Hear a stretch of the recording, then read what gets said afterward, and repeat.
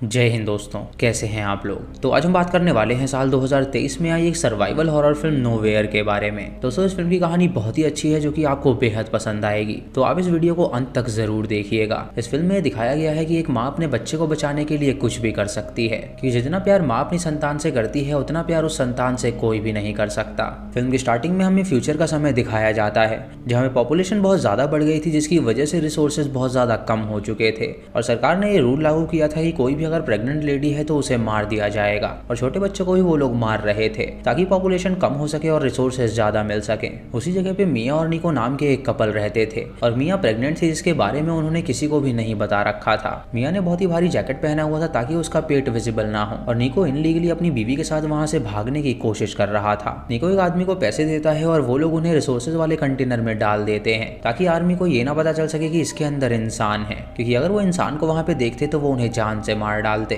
मिया और निको जब एक कंटेनर में जाते हैं तो देखते हैं कि वहाँ पे और भी लोग मौजूद हैं और वो उनकी तरह ही बहुत ज्यादा डरे हुए थे। निको मिया से कहता है कि वो चिंता ना करे, जब वो यहाँ से बाहर निकल जाएंगे तो वो अपने बच्चे की अच्छी परवरिश करेंगे। लेकिन मिया उससे कहती है कि उसे लगता है कि शायद उसके पेट में जो बच्चा है वो मर गया है, क्योंकि कई दिनों से उसने उसे किक नहीं मारी है। ये सुन के निको हैरान हो जाता है और उससे कहता है कि वो अपनी उम्मीद बिल्कुल ना हारे। उसे पूरा यकीन है कि उनकी जो बच्ची है वो बिल्कुल सही सलामत है। तभी वहाँ पे हल्ला होने लगता है और उनका कंटेनर खोल दिया जाता है, जिसके अंदर कुछ लोग जबरदस्ती घुसाते हैं और कंटेनर का जो मालिक होता है वो आधे लोगों को दूसरे कंटेनर में भेज देता है। और इसी धक्का मुक्की में निको भी मिया से अलग हो जाता है, जिससे मिया अकेली पड़ जाती है और वो बहुत ज्यादा डर जाती है। वो निको को कॉल करती है तो निको उससे कहता है कि वो चिंता ना करे, वो बिल्कुल सही सलामत है, और जब वो लोग डॉकयार्ड में पहुंचेंगे तो वो उसे ढूंढ लेगा और उसे लेने आएगा। वो उसे कहता है कि वो उस कंटेनर में किसी पे भी भरोसा ना करे। तभी उसका कॉल कट जाता है और उन दोनों के फोन में बैटरी बहुत ज्यादा कम बची थी, इसीलिए वो दोनों अपने फोन को स्विच ऑफ कर देते हैं। मिया जब कंटेनर के छेद से बाहर देखती है तो उसे सिर्फ वायलेंस ही नजर आता है, क्योंकि हर तरफ आर्मी के लोग गरीबों को मार रहे थे। कुछ देर बाद उनका कंटेनर नाकाबंदी पे पहुंचता है, जहाँ पे ड्राइवर जनरल को पेपर्स दिखाता है ताकि वो उसे वहां से जाने दे। लेकिन जनरल बहुत ही बड़ा कमीना आदमी होता है, क्योंकि उससे कहता है कि वो एक बार उसे कंटेनर को खोल के चेक करना चाहता है। वो अपने लोगों को जब कंटेनर के अंदर भेजता है तो उसे वहाँ पे कोई भी नजर नहीं आता, क्योंकि वहाँ पे जो भी लोग मौजूद थे वो ट्रक के आगे वाले हिस्से में छुप चुके थे। जब जनरल अंदर जाता है तो वो कंटेनर पे गोली मारता है और वो उन लोगों से कहता है कि वो जानता है कि वो अंदर छुपे हुए हैं और अगर वो लोग बाहर आ जाएंगे तो वो उन्हें जान से नहीं मारेगा। मिया सुन के समझ जाती है कि अगर वो लोग बाहर गए तो वो उन्हें जान से मार डालेंगे, इसीलिए वो ऊपर लटके हुए कंटेनर पे जाके छुप जाती है। और जब एक लड़की दरवाजा खोलती है तो वो उन्हें शूट करके जान से मार डालते हैं, जिससे उस कंटेनर में मौजूद सभी लोगों की मृत्यु हो जाती है। उनके बीच एक छोटी सी बच्ची अभी जिंदा होती है, लेकिन जनरल उसे भी शूट करके जान से मार डालता है। वो सभी बॉडीज को साफ कर देते हैं और कंटेनर को बंद कर देते हैं, और मिया अकेले ही उस कंटेनर में बंद हो चुकी थी। कुछ देर बाद मिया निको को कॉल करने की कोशिश करती है, लेकिन उसका कॉल नहीं लग रहा था। उसके बाद जब वो बाहर देखती है तो उसे पता चलता है कि वो डॉकयार्ड में आ चुकी है, और वो चिल्ला के मदद मांगती है, लेकिन कोई भी उसकी मदद नहीं करता। कुछ देर बाद रात हो जाती है और जब वो बाहर देखती है तो उसे पता चलता है कि उसका कंटेनर शिप में आ चुका है, और उस वक्त ओशन में बहुत ज्यादा तूफान आ रहा होता है, जिसकी वजह से वो शिप डगमगा जाती है और उसका जो कंटेनर होता है वो नीचे गिर जाता है। उसे कंटेनर में पानी भरने लगता है और उसके सर पे चोट लग जाती है, जिससे मिया बेहोश हो जाती है। अगली सुबह जब मिया की आंखें खुलती हैं तो उसे पता चलता है कि उसके कंटेनर में थोड़ा थोड़ा पानी भर चुका है, और उसे कुछ भी समझ में नहीं आ रहा होता कि आखिर वो क्या करे। जब वो कंटेनर के छेद से बाहर देखती है तो उसे पता चलता है कि वो समुद्र के बीचों बीच फंस चुकी है, जहाँ पे उसकी मदद करने कोई भी नहीं आ सकता।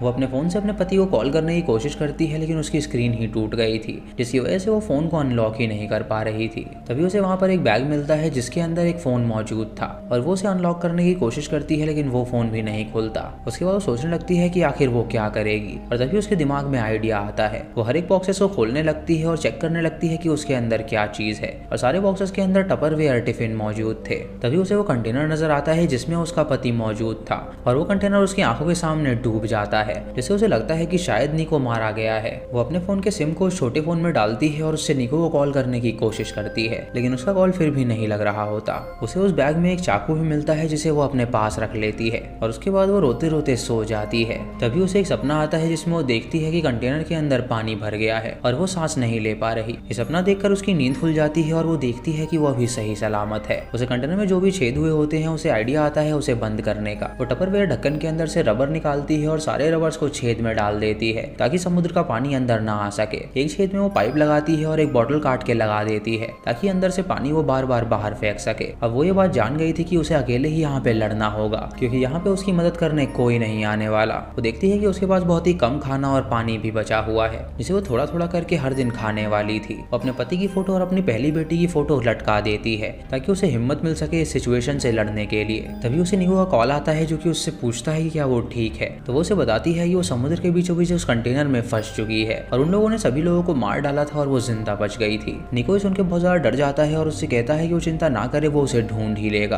अभी उसके फोन में बैटरी कम है तो वो उससे बाद में बात करेगा और ये कह के वो फोन को काट देता है। उसके बाद मियाँ थोड़ा सा पानी पीती है और थोड़ा सा ब्रेड खाती है और फिर वो दिमाग लगाने लगती है कि आखिर वो वहाँ से बाहर कैसे निकलेगी। तभी उसके पेट में दर्द होना शुरू हो जाता है और वो मन ही मन अपने आप को कंट्रोल करती है ताकि वो बच्चे को अभी जन्म ना दे सके। रात को उसको बहुत तेज पेन होता है और तभी समुद्र में आंधी भी आ जाती है जिससे उसका कंटेनर बहुत ज्यादा उथल पुथल होने लगता है और उसी उथल पुथल में वो अपनी बच्ची को जन्म देती है। उसकी बच्ची जब रो नहीं रही होती तो वो बहुत ज्यादा डर जाती है, लेकिन कुछ देर बाद उसकी बच्ची रोने लगती है जिससे उसे पता चलता है कि वो अभी जिंदा है। उसके पेट से जो फ्लैश निकला होता है वो उसे काट कर एक डब्बे में रख लेती है और उसके बाद वो अपने बच्चे को ब्रेस्ट फीड करने की कोशिश करती है, लेकिन वो दूध ही नहीं पी रही होती। अगली सुबह जब तूफान चला जाता है तो वो अपने बच्चे का ख्याल रखती है और फिर जब वो उसे दूध पिलाना चाहती है तो वो दूध नहीं पीती। तभी मियाँ को वहाँ पर एक ड्रिल मशीन मिलती है और वो सोचती है कि कभी ना कभी तो इसके अंदर पानी भर ही जाएगा, तो क्यों ना वो कंटेनर के ऊपर वाले हिस्से को काट दे ताकि वो वहाँ से बाहर निकल सके। वो धीरे धीरे करके चौकोर में उस टॉप को काटने लगती है, लेकिन उसकी बच्ची बहुत ज्यादा रो रही होती है जिसकी वजह से उसे बहुत ज्यादा गुस्सा आ जाता है। उस बच्ची को उठाती है और उसे दूध पिलाने की कोशिश करती है, लेकिन इस बार भी वो बच्ची उसका दूध नहीं पीती और बहुत ज्यादा रोने लगती है। जब शाम हो जाती है तो वो फिर से उसे ब्रेस्ट फीड करने की कोशिश करती है और उसकी बच्ची दूध पीने लगती है जिससे उसे काफी ज्यादा आराम मिलता है। अब ब्रेस्ट फीडिंग करने के बाद उसे बहुत ज्यादा भूख लगने लगती है जिससे वो बची हुई सारी ब्रेड खा लेती है और पानी भी पीने लगती है, लेकिन तभी उसकी बच्ची रो देती है और उसे पता चलता है कि उसे लिमिट में पानी पीना है,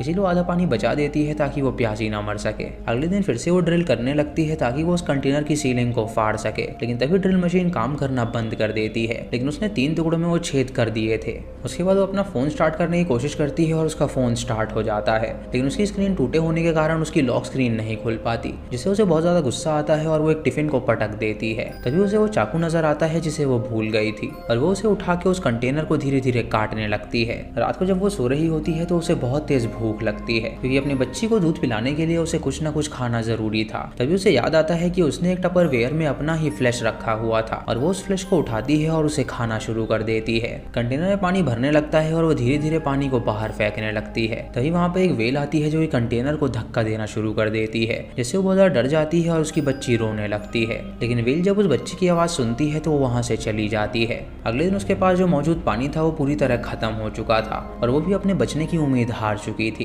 तभी वो अपनी बड़ी बेटी को याद करती है जो कि उससे कहती है कि माँ तुम बहुत ज्यादा स्ट्रांग हो, और वो निको को भी याद करती है जो कि उससे कहता है कि उसे उठना ही होगा। तभी वहाँ पे बारिश होने लगती है और कंटेनर का जो छेद होता है उसके अंदर से बारिश की बूंदें अंदर आने लगती है। उस पानी को टपरवेयर में भर लेती है और उसे ही पीने लगती है। तभी उसे एक आइडिया आता है और वो अपना कपड़ा फाड़ती है और वो कंटेनर की सीलिंग में जो छेद होते हैं उसके अंदर उस कपड़े को पास करती है और फिर जोर लगा के उसे खींचती है जिससे वो हिस्सा नीचे हो जाता है। उसके बाद वो अपनी बेटी को लेकर ऊपर जाती है और उसे पता चलता है कि चारों तरफ सिर्फ समुद्र है और कुछ भी नहीं।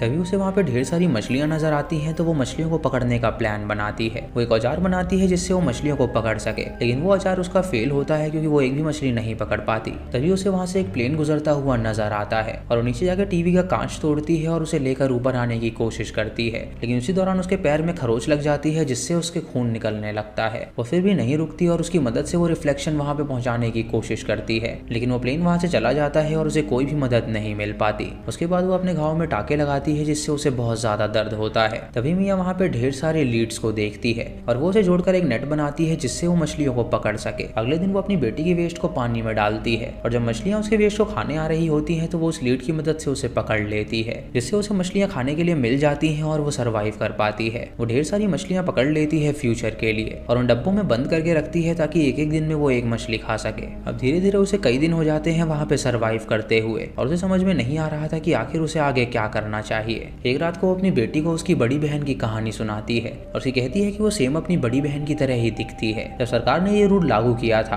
तो उन लोगों ने उसकी बहन को मना कर दिया था बाहर जाने के लिए, लेकिन वो एक दिन नहीं मानी और वो बाहर चली गई और उसके बाद वो लोग उसे उठाकर ले गए और उसे जान से मार डाला। रात को उसे निको का कॉल आता है और वो उसे पिक कर लेती है और निको उससे कहता है कि वो उसे बचाने वहाँ पर नहीं आ सकता क्योंकि जब वो वहाँ पे जाने की कोशिश कर रहा था तो उन लोगों ने उसे गोली मार दी है जिससे कि वो जख्मी हो गया है और उसका बहुत ज्यादा खून निकल रहा है। ये सुन के वो उससे कहती है कि उसे उनकी बेटी के लिए जीना होगा और ये सुन के निको बहुत ही खुश हो जाता है और उससे कहता है कि क्या उन्हें सच में बेटी हुई है। मियाँ उसे बताती है कि वो बिल्कुल उसी की तरह दिखती है और ये सुन के निको को बहुत ज्यादा खुश हो जाता है। वो अपनी बेटी को कहता है कि वो बहुत स्ट्रांग है और वो सर्वाइव जरूर कर लेगी। तो उसकी बेटी उसकी बात सुन के समझती है और उसका रिप्लाई भी करती है, जिससे वो बहुत ज्यादा खुश हो जाता है। लेकिन तभी उसकी कॉल कट जाती है और मिया इससे बहुत ज्यादा रोने लगती है। अगली सुबह मिया टपरवेयर से एक छोटी सी बोट बनाती है ताकि वो अपनी बेटी को उसमें डाल के दूर भेज सके, जिससे कि उसकी बेटी को ढूंढ ले और वो जिंदा बच सके। तभी उसे अपने कंटेनर पे एक सीगल नजर आती है, जिसे देखकर वो खुश हो जाती है क्योंकि सीगल हमेशा लोगों के पास ही रहते हैं और समझ जाती है कि जरूर यहाँ पे आसपास कोई ना कोई टापू मौजूद है। रात को वो उस कंटेनर पे एक झंडा लगा देती है ताकि अगर किसी को भी वो झंडा नजर आए तो मदद के लिए वो यहाँ पर आ सके। तभी अचानक उस कंटेनर के जो छेद होते हैं वो खुल जाते हैं, जिससे कि उसके अंदर पानी भरने लगता है और मिया उसे स्टॉप नहीं कर पाती। मिया के पास एक चॉकलेट होती है जिसे वो नीचे भूल गई थी और जब वो नीचे जाती है तो उसका पैर नेट में फंस जाता है, जिससे वो कंटेनर नीचे डूबने लगता है और किसी तरह वो अपने आँख को छुड़ाकर ऊपर पहुंचती है, जहाँ पे वो देखती है कि उसकी बेटी की जो छोटी सी नाव है वो गायब हो गई है। वो अपनी बेटी को ढूंढने लगती है लेकिन उसे वो कहीं पर भी नजर नहीं आ रही होती क्योंकि वहाँ पे चारों तरफ अंधेरा हो चुका था। तभी वहाँ पे वो वेल आती है जो कि उनका पीछा करते हुए वहाँ तक आ जाती है और वो उसकी बेटी के पास जाके फुहारा मारती है, जिससे उसके छींटे उसके मुंह पर आते हैं और उसकी बेटी जब रोती है तो उसे उसकी आवाज आ जाती है और वो तुरंत अपनी बेटी के पास जाती है और उसे पकड़ लेती है। वो वेल का शुक्रिया अदा करती है उसकी मदद के लिए और वो वेल वहाँ से चली जाती है। अब सुबह हो जाती है और मिया जीने की आस छोड़ चुकी थी। वो टपरवेयर में जो मछलियां बची होती हैं वो उन्हें निकाल के बाहर फेंक रही होती है ताकि सीगल्स वहाँ पर आकर घेरा बना सके और अगर किसी को भी वो लोग नजर आए तो उनकी जान बच सके। कुछ देर बाद वहाँ पर एक मछुआरे की बोट आती है जो कि अपनी बेटी और पोती के साथ वहाँ पर आया हुआ था। जब उसकी नजर उन सीगल्स पर पड़ती है तो उसे पता चलता है कि शायद वहाँ पे कोई है और वो बोट को जब वहाँ पे ले जाता है तो उन्हें वो छोटी सी बच्ची मिल जाती है। वो औरत अपने पिता से पूछती है कि आखिर इसकी माँ कहाँ पर होगी, लेकिन तभी उन्हें उस छोटी सी बोट के आगे एक रस्सी नजर आती है जो कि उसकी माँ के हाथ से बंधी हुई थी और वो लोग उसे खींचने लगते हैं, जिससे मिया को वो पानी से बाहर निकाल देते हैं और शिप पे लाते हैं। लेकिन मिया की सांसें नहीं चल रही थी। वो औरत उसे CPR देने लगती है ताकि वो जिंदा हो सके और तभी उसकी सांसें चलने लगती है और वो जिंदा बच जाती है। वो अपनी बेटी के बारे में पूछती है तो उसकी बेटी को वो लोग थमा देते हैं और उसे पाकर वो बहुत ज्यादा खुश हो जाती है, यानी कि मिया अब सर्वाइव कर चुकी थी और वो अपनी बेटी के साथ सही सलामत थी। और उसे ये बात पता चल गई थी कि शायद अब उसका पति नहीं रहा है और उसे अकेले ही अपनी बेटी के साथ संघर्ष करना होगा। दोस्तों इसी के साथ ये मूवी यहीं पर खत्म हो जाती है। तो दोस्तों ये थी सर्वाइवल फिल्म नोवेयर की कहानी। आपको ये कहानी कैसी लगी आप हमें कमेंट सेक्शन में जरूर बताइएगा। ये फिल्म हमें दर्शाती है कि माँ की ममता से बड़ा कुछ भी नहीं होता, क्योंकि एक माँ अपने बच्चे को बचाने के लिए किसी से भी लड़ सकती है। आपका इसके बारे में क्या ख्याल है आप कमेंट सेक्शन में जरूर बताइएगा। चैनल पे नए हैं तो सब्सक्राइब करें और बेल आइकॉन दबाएं नोटिफिकेशंस के लिए। और दोस्तों वीडियो को लाइक और शेयर करना बिल्कुल मत भूलिएगा। तो मैं मिलता हूँ आपको अगली वीडियो में, तब तक के लिए जय हिंद।